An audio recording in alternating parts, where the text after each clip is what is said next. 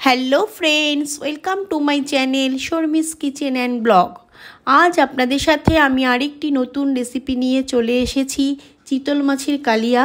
এই চিতল মাছের কালিয়া আপনারা সবাই রান্না করেছেন, আমিও করেছি।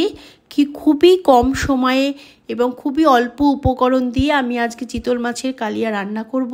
তাহলে চলুন আজ আমি কিভাবে চিতল মাছের কালিয়া রান্না করছি দেখে নেওয়া যাক। চিতল মাছের কালিয়া তৈরি করবার জন্য আমি চিতল মাছের 4 পিস পেটি নিয়েছি। এবার এটাকে আমি একটু মাখিয়ে নেব। প্রথমে আমি একটু লেবুর রস দিয়ে দিলাম, একটু লঙ্কার গুঁড়ো দিয়ে দিলাম, পুরো পরিমাণ মতন লবণ। এবার সবকিছু দিয়ে মাছটাকে মাখিয়ে নেব।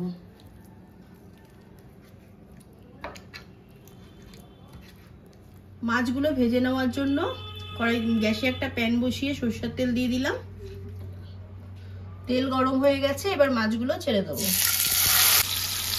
মাছগুলোকে উল্টে পাল্টে ভালো করে ভেজে নেব। চিতল মাছের কালিয়া তৈরি করবার জন্য আমি একটা মশলা তৈরি করে নেব। আমি এখানে 2 চামচ টক দই নিয়েছি। টক দইটাকে ভালো করে ফেটিয়ে নিয়েছি। এবার আমি এর মধ্যে 1/2 চামচ হলুদ গুঁড়ো,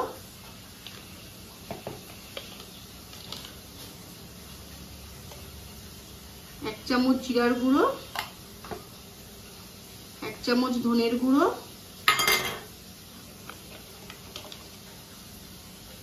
লাল লঙ্কার গুঁড়ো। ঝালটা আপনারা আপনাদের পছন্দ মতন দেবেন। এবার সবকিছু দিয়ে একটা পেস্ট তৈরি করে নেব মশলা।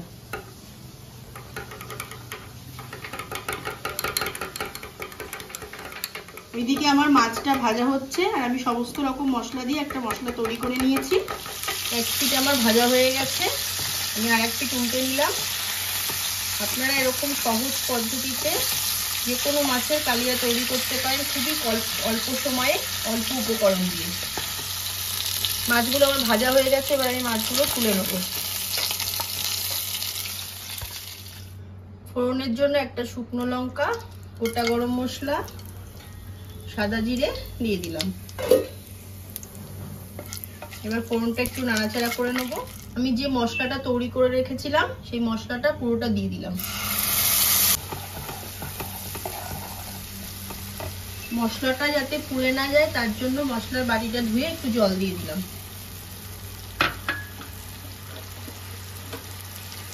পরিমাণ মতন লবণ দিয়ে দিলাম।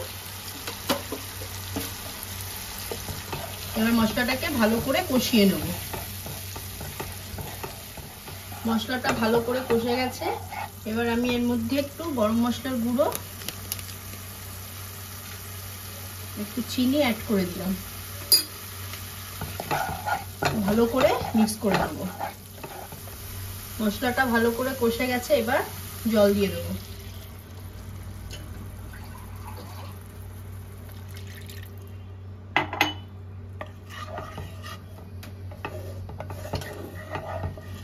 এবার ঝোলটা একটু ফুটে গেলে মাছগুলো দিয়ে দেবো।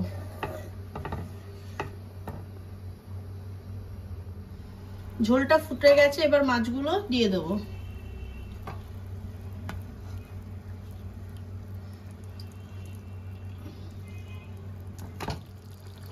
ঢাকা দিয়ে 2 মিনিট ফুটিয়ে নেব। 2 মিনিট হয়ে গেছে।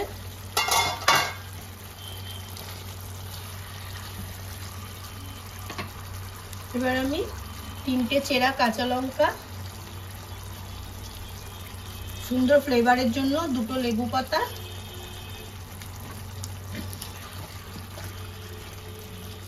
আর একটু ধনেপাতা কুচি দিয়ে নামিয়ে নেব।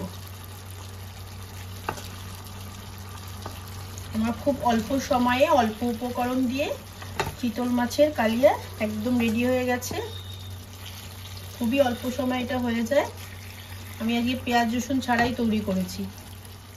এবার আমি ঢাকা দিয়ে 1 মিনিট স্ট্যান্ডিং টাইমে রেখে দেবো।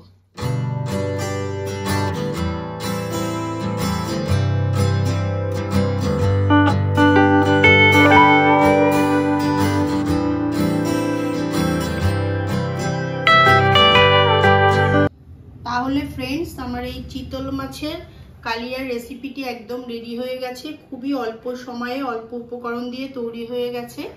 আপনারা নিশ্চয়ই সবাই বাড়িতে চিতল মাছের কালিয়া রেসিপি তৈরি করেছেন, কিন্তু আজ আমি কিভাবে তৈরি করলাম আপনারা একদিন তৈরি করে দেখবেন। কেমন লাগলো আমাকে কমেন্ট করে জানাবেন। আর আমার এই ভিডিওটি যদি আপনাদের ভালো লেগে থাকে তাহলে আপনারা লাইক, কমেন্ট, শেয়ার, সাবস্ক্রাইব করবেন আর পাশের বেল আইকনটিকে ক্লিক করে রাখবেন, যাতে নেক্সট কোনো ভিডিও ছাড়ার সাথে সাথে আপনাদের কাছে নোটিফিকেশন পৌঁছে যায়। আপনারা এখনও যারা যারা চ্যানেলটিকে সাবস্ক্রাইব করেননি প্লিজ তারা একটু সাবস্ক্রাইব করে আমার পাশে থাকবেন। তাহলে আবার দেখা হচ্ছে নেক্সট ভিডিওতে। টাটা।